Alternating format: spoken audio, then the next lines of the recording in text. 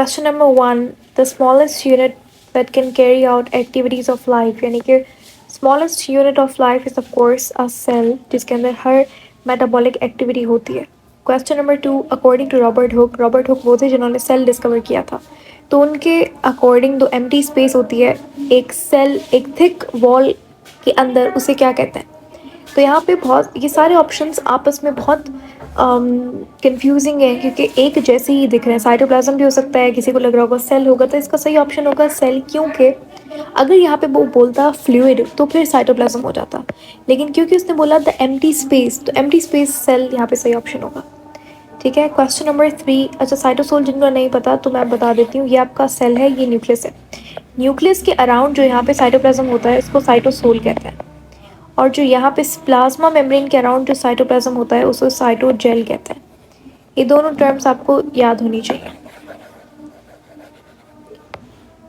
ठीक है, उसके बाद question number 3 says cell producing new cells for growth and development, यानी कि वो सेल्स जो कि नए सेल्स बनाते हैं, ग्रोथ में काम आते हैं, वो मेरिस्टेमेटिक टिश्यू होता है। ठीक है, हमें पता है पेरेन्काइमेटिक टिश्यू काम आता है स्टोरेज के लिए, स्क्लेरेन्काइमा सपोर्ट के लिए काम आता है, और क्लोरेन्काइमा आपका फोटोसिंथेसिस के लिए काम आता है।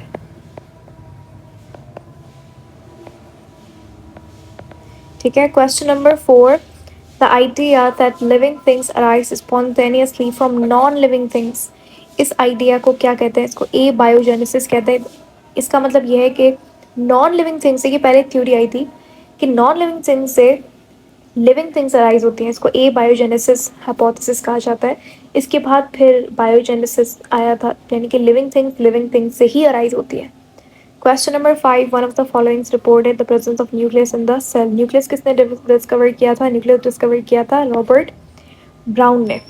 Question number 6, a cell consist of nucleus, cytoplasm, plasma membrane, ये सभी सेल के अंदर होता है, तो option D would be the right option. Question number 7, cell theory came out as a result of independent working of, यहाँ पे सही ऑप्शन हो जाएगा ऑप्शन बी, क्योंकि सेल थ्योरी के अंदर 3 पोस्टुलेट्स हैं टोटल, और सेल थ्योरी का जो मेन पोस्टुलेट्स दिए थे वो थियोडोर शॉन एंड श्लाइडन ने दिए थे। रिडोल्फ वर्को ने दिया था third postulate of cell theory. ठीक है, लेकिन लॉस पेस्टर यहाँ पे नहीं होगा, तो ऑप्शन बी यहाँ पे बिल्कुल फिक्स ऑप्शन है, राइट ऑप्शन है।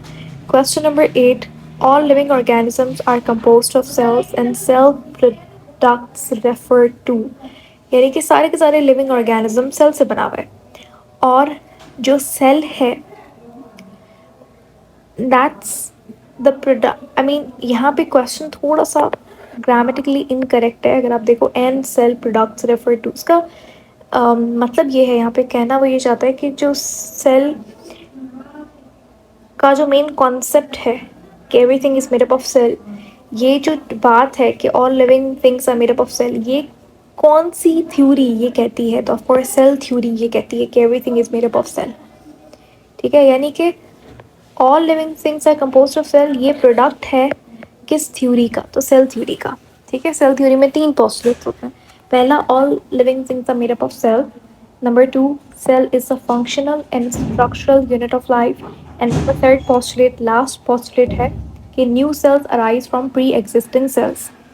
ठीक है, question number 9, one of the most fundamental generalisations in biology is, यानी कि बायोलॉजी के अंदर सबसे बेसिक फंडामेंटल जनरलाइजेशन का मतलब ये है कि बायो के अंदर आप लिविंग ऑर्गेनिजम्स को पढ़ते हो, और ये इनमें से ऐसी कौन सी थ्योरी है जो कि जनरलाइज्ड थ्योरी है, हर ऑर्गेनिज्म के ऊपर लागू होती है, अप्लाई होती है, तो वो डेफिनेटली सेल थ्योरी है। It's a very generalised universal theory. ठीक है, question number 10, new cells arise only by the division of, ये मैंने अभी आपको बताया कि ये सेल थ्योरी का थर्ड पोस्टुलेट है जो कि दिया था रिडोल्फ वर्को ने। विदाउट एनी डाउट आपको इस ऑप्शन पे टिक करना है। Question number 11, the ground substance of cytoplasm is, यानी कि ग्राउंड सब्सटेंस क्या होगा? न्यूक्लियस के अंदर जो चीज़ पाई जाएगी वो ग्राउंड सब्सटेंस के अंदर इंक्लूड नहीं होगा, लेकिन यहाँ पर जो चीज़ होगी वो ग्राउंड सब्सटेंस के अंदर इंक्लूड हो जाएगी। तो आपका साइटोस्केलेटन, सेल ऑर्गेनल, साइटोसोल, हर चीज़ ग्राउंड सब्सटेंस है, तो ऑल ऑफ दीज सही ऑप्शन हो जाएगा। क्वेश्चन नंबर 12 के अंदर कह रहा है कि the cell membrane is composed of lipid bilayers and wished between protein layers, ये जो स्टेटमेंट है वो किस मॉडल की है? तो बहुत सारे लोग फ्लूइड मोज़ेक मॉडल को टिक कर लेंगे, लेकिन सही ऑप्शन है यूनिट मेम्ब्रेन मॉडल, क्योंकि फ्लूइड मोज़ेक मॉडल कहता है कि जो प्रोटीन है वो लिपिड बाइलेयर के बीच बीच में एम्बेडेड है। लेकिन ये जो स्टेटमेंट है में इस स्टेटमेंट है कि जो प्रोटीन है वो सैंडविच यानी कि बिटवीन बाइलेयर है, बिटवीन बाइलेयर, ये आपकी फॉस्फोलिपिड बाइलेयर है, इसके बीच में सैंडविच्ड है आपका प्रोटीन। तो ये जो स्टेटमेंट है ये यूनिट मेम्ब्रेन मॉडल की, जो कि गलत है। ये मॉडल रिजेक्ट हो गया था, उसके बाद फ्लूइड मोज़ेक मॉडल आया। Question number 13, the source of illumination in a typical laboratory microscope. Source of illumination यानी कि सोर्स ऑफ लाइट एक टिपिकल माइक्रोस्कोप के अंदर जो लैब्स के अंदर इस्तेमाल होता है, जनरली स्टूडेंट्स करते हैं एक्सपेरिमेंट वगैरह के लिए, तो विजिबल लाइट होती है। 14, active transport is due to, active transport होती है एटीपीज पंप्स की वजह से। इसका बहुत अच्छा एग्जाम्पल है सोडियम पोटेशियम पंप। डिफ्यूजन नहीं होगा, कंसंट्रेशन ग्रेडियंट की वजह से भी एक्टिव ट्रांसपोर्ट नहीं होती, वो पैसिव होती है। ठीक है, एक्टिव हमेशा अगेंस्ट द कंसंट्रेशन ग्रेडियंट होती है। फैगोसाइटोसिस एक्टिव ट्रांसपोर्ट फैगोसाइटोसिस की वजह से नहीं होती। फैगोसाइटोसिस एक एग्जाम्पल है एक्टिव ट्रांसपोर्ट का। क्वेश्चन नंबर 15, इलेक्ट्रॉन माइक्रोस्कोप की जो रिजोल्यूशन होती है वो रेंज करती है 2 to 4 angstrom, and you must know कि 1 angstrom is equal to 10⁻10 metre. Question number 16, the process by which various components of cell, including its organelle, can be isolated is called, यानी कि एक ऐसा प्रोसेस जिसके through आप cell के different organelles को isolate कर सकते हो और इन्हें स्टडी कर सकते हो, इस टेक्निक को कहते हैं सेल्फ फ्रैक्शनिंग। ठीक है, question number 17, various parts of the cell are separated by spinning the disrupted cell in a special medium, इसे सेंट्रीफ्यूज कहा जाता है। इसका मतलब ये है कि एक कंटेनर है, उसके अंदर आपके पास स्पेशल मीडियम है, कोई भी आप जेल मीडियम ले लो, कुछ भी ले लो, लेकिन एक स्पेशल पर्टिकुलर मीडियम होगा, उसके अंदर जो सेल है उस सेल को आप स्पिनिंग मैनर के अंदर इस तरीके से, इस स्पिनिंग मैनर के अंदर बहुत तेज तेज रोटेट करोगे, तो यहाँ पे क्या होगा, जो सेल के इनर कॉम्पोनेंट्स है वो बाहर निकल आएंगे, तो ये जो टेक्निक होगी ये सेंट्रीफ्यूज होगी। Question number 18, the membrane that allows only selective substances to pass through, इसे हम लोग सेलेक्टिवली परमेबल मेम्ब्रेन कहते हैं, जबकि परमेबल मेम्ब्रेन के अंदर हर चीज़ पास होती है, इम्परमेबल में कोई चीज़ पास नहीं होती, और टोनोप्लास्ट कहते हैं वैक्यूल की मेम्ब्रेन को। Question number 19, taking in of liquid material into the cell is known as phagocytosis कहा जाता है, पीनो कहा जाता है, एक्सोसाइटोसिस कहा जाता है। तो पीनो यहाँ पे सही ऑप्शन हो जाएगा। फैगोसाइटोसिस क्या होता है, ईटिंग ऑफ सेल, यानी कि जब सॉलिड मटेरियल सेल के अंदर जाएगा तो उसे फैगोसाइटोसिस कहेंगे। एक्सोसाइटोसिस होता है कोई चीज़ सेल से बाहर एग्जिट हो रही है, तो ऑप्शन बी यहाँ पे। और क्वेश्चन नंबर 20 सेम है जो हमने ऊपर किया था यूनिट मेम्ब्रेन मॉडल का, वही क्वेश्चन है। Question number 21, the movement of materials across a selectively permeable membrane can take place by through a selectively permeable membrane आ गया यहाँ पे, तो ऑस्मोसिस यहाँ पे सही ऑप्शन हो जाएगा, क्योंकि ऑस्मोसिस पैसिव ट्रांसपोर्ट भी है, अक्रॉस सेलेक्टिवली परमेबल मेम्ब्रेन भी होता है, तो ये यहाँ पे ठीक ऑप्शन रहेगा। पैसिव ट्रांसपोर्ट के अंदर ज़रूरी नहीं कि सेलेक्टिवली परमेबल मेम्ब्रेन हो, क्योंकि पैसिव ट्रांसपोर्ट बहुत बार प्रोटीन के थ्रू भी होता है। एक्टिव ट्रांसपोर्ट के लिए तो वैसे भी आपको एनर्जी रिक्वायर्ड होती है, और ये मेम्ब्रेन के थ्रू जनरली नहीं होता, एटीपीज पंप के थ्रू होता है। 22, which of the following substance can cross a selectively permeable membrane easily, यानी कि सेलेक्टिवली परमेबल मेम्ब्रेन, जैसे आप प्लाज्मा मेम्ब्रेन ले लो, हमारे सेल मेम्ब्रेन ले लो, उसमें से कौन सा सब्सटेंस इजीली पास कर सकता है, तो ऑप्शन डी सही हो जाएगा, water and lipid soluble substance. Water आसानी से कर जाएगा ऑस्मोसिस के थ्रू, क्योंकि वाटर के लिए स्पेशल प्रोटीन्स होता है, एक्वापोरेंस जिसे कहा जाता है, और लिपिड भी, सॉल्युबल लिपिड भी कर जाएगा, क्योंकि लिपिड बाइलेयर के अंदर जो फॉस्फोलिपिड होता है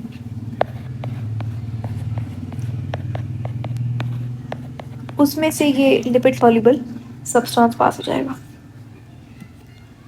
question number 23, the outer most boundary in most of the plant cell, plant cell के अंदर सबसे बाहर वाली जो बाउंड्री होती है वो सेल वॉल होती है। हमारे अंदर आउटर मोस्ट कौन सी होगी, सेल मेम्ब्रेन होगी। 24, the cell wall is secreted by, cell wall कौन सिक्रीट करता है, cell wall Golgi complex secrete करता है। 25, which one of following is described as true wall, primary cell wall को ट्रू वॉल कहा जाता है, प्राइमरी सेल वॉल का दूसरा नाम ही ट्रू वॉल होता है। ठीक है। सेकेंडरी सेल वॉल आपको किसी सेल के अंदर मिलती है, किसी सेल के अंदर नहीं मिलती। ठीक है। Question number 26, the entire cell wall of the prokaryotic cell is often regarded as a single huge molecule. यानी कि जो प्रोकैरियोटिक सेल की सेल वॉल होती है वो बनी हुई होती है पेप्टाइडोग्लाइकन से। अब उस पूरी कंप्लीट सेल वॉल को एक सिंगल ह्यूज मॉलिक्यूल कंसिडर करते हैं, जिसको हम लोग म्यूरिन कहते हैं। ऑप्शन यहाँ पे बी सही हो जाएगा। क्वेश्चन नंबर 27, जो फंगल सेल वॉल होती है वो काइटिन की बनी हुई होती है। काइटिन एक मोनोमर है, सॉरी काइटिन एक पॉलीमर है, जिसका मोनोमर नैक और नैम है। सही है। Question number 28, the ground substance of the cytoplasm is, यानी कि वो चीज़ साइटोप्लाज्म के अंदर पाई जाती है वो क्या है, वो है आपका साइटोसोल। न्यूक्लियोप्लाज्म नहीं होगा, कैरियोलिम्फ न्यूक्लियोप्लाज्म एक ही बात है। ठीक है।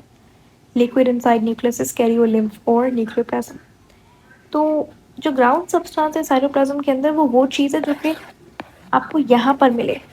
ठीक है। यहाँ पर नहीं होगा ग्राउंड सब्सटेंस। और प्रोटोप्लाज्म इसलिए नहीं है क्योंकि protoplasm is the sum of nucleoplasm and cytoplasm, तो प्रोटोप्लाज्म भी नहीं होगा।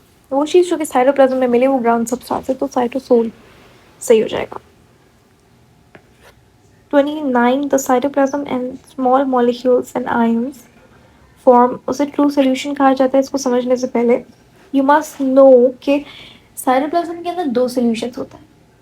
एक होता है आपका एक्वस सोल्यूशन, एक होता है कोलाइडल सोल्यूशन।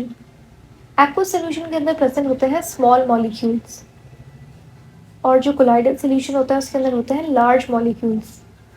ठीक है। तो यहाँ पे स्मॉल मॉलिक्यूल्स पूछ रहा है, तो एक्वस सोल्यूशन या फिर जिसका दूसरा नाम होता है ट्रू सोल्यूशन, इसीलिए ऑप्शन ए सही है।